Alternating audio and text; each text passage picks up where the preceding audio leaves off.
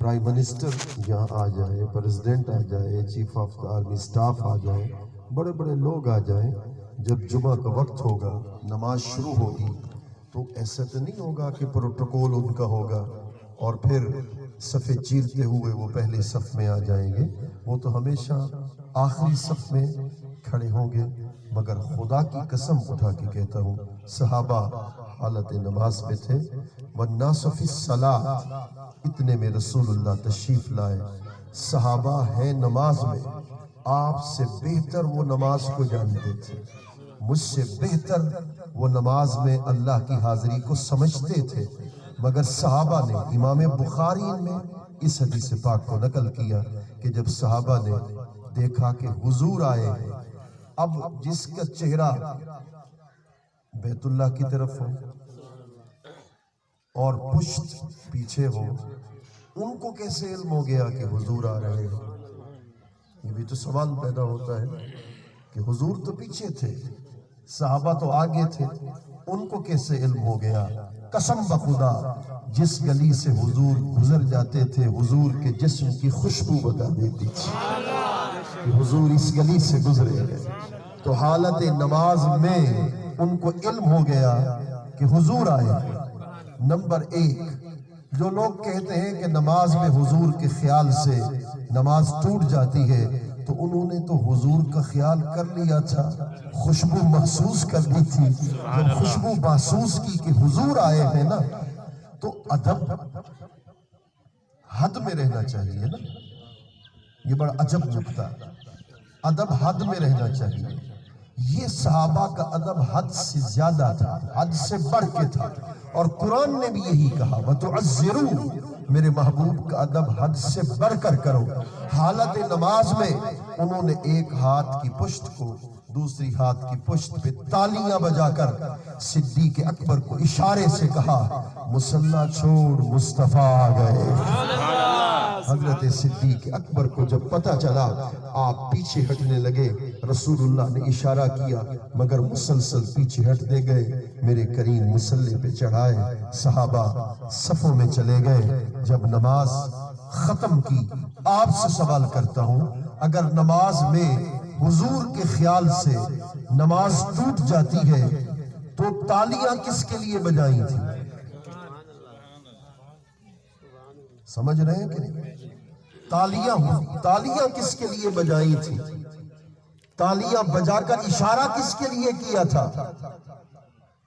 صحابہ کا یہ عقیدہ تھا، نماز خدا کی پڑھ رہے تھے مگر نماز کے اندر بھی ادب رسول اللہ کا کر رہے تھے.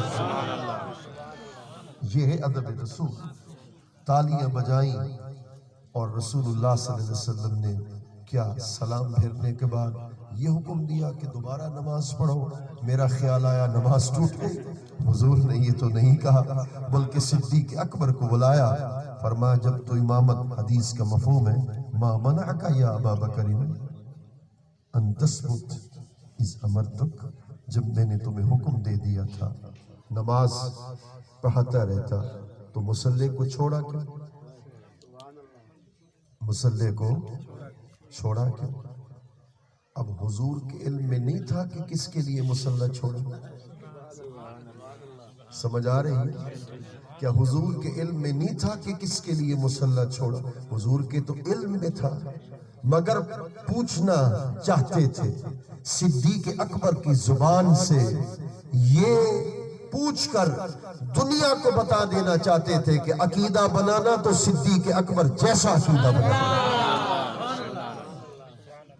صدیق اکبر نے کیا جواب دیا؟ ما کان لابن ابی قحافہ ان یصلی بین ید رسول اللہ. میں ابو قحافہ کا بیٹا ہوں، لوگ مجھے صدیق اکبر کہتے ہیں، میں تو آپ کا خادم ہوں. یہ کیسے ممکن ہے آپ بھی آئیں پھر بھی صدیق اکبر مصلی پہ کھڑا رہے؟ بس انہی کی ایک بات عرض کر کے آپ سے رخصت ہو جاتا ہوں. صدیق اکبر کے والد کا نام ہے ابو قحافہ. ابو قحافہ سخت تھے، بڑے حضور کے مخالف تھے. ایمان لانے سے پہلے چونکہ اسلام قبول نہیں کیا تھا اس لیے شدید مخالف تھے. اور میری بات غور سے یہ سننا، حضور کا خاصہ تھا، جتنے سخت مخالف تھے اتنے وہ حضور کے سچے عاشق بن گئے. حضرت فاروق اعظم سخت مخالف تھے مگر ان سے بڑھ کر کوئی عاشق نہیں ہے نا ایسے. اور اللہ اکبر کئی اور صحابہ ہیں. تو اتنے میں حضرت ابو قحافہ اس وقت مومن مسلمان نہیں تھے.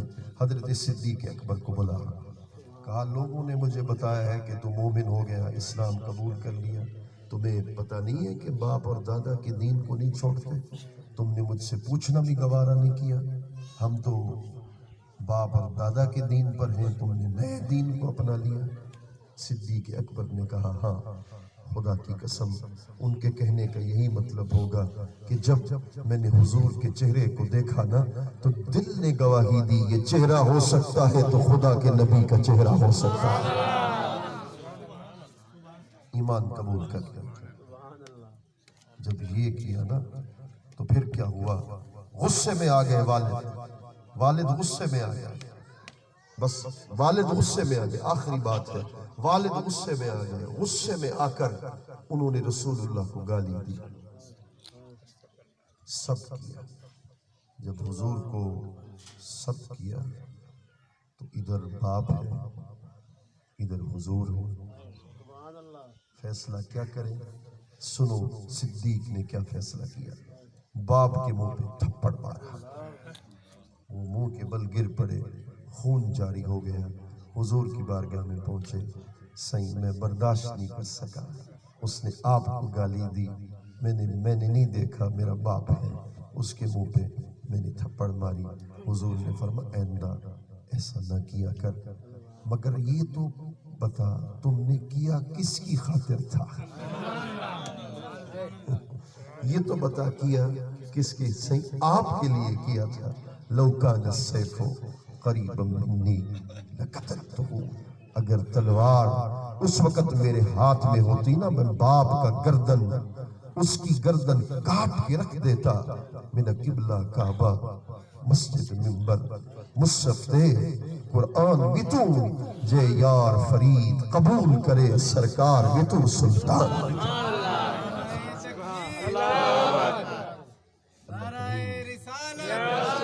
اللہ کریم ہم سب کے حال پہ لطف و کرم فرمائے, عشق رسول کی نعمت عطا فرمائے. کیونکہ یہ 2 مہینے بڑی مصروفیت کے ہوتے ہیں, رات کے 4 بج جاتے ہیں, پھر صبح 5 4 خطابات ہوتے ہیں. آپ میرے لیے بھی دعا کریں, میں آپ کے لیے دعا. اللہم صلی علی محمد النبی الامی وعلی آلہ وسلم. جنہوں نے زمین وقف کی ہے اللہ ان کی خدمت کو قبول فرما. آمین. ایک اینٹ بھی جس نے لگائی ہے اس کی خدمت کو قبول فرما. اس کا صلہ انہیں دونوں جہانوں میں عطا کر. یہ تیرا گھر ہے, تو نے بنانا ہے, ہماری کوئی طاقت نہیں, توفیق تم نے دینی ہے. دست غیب سے ان کی غیبی مدد فرما. میرے مالک اس کی تعمیر کی تکمیل میں غیبی مدد فرما. میرے مالک اہل محلہ کی خیر فرما, علاقے والوں کی خیر فرما, اپنی رحمتوں کا نزول فرما. اول خیر, آخر خیر, ظاہر خیر, باطن خیر. وصلی اللہ تعالی علی خیر خلقہ محمد وآلہ وصحبہ اجمعین بحق لا الہ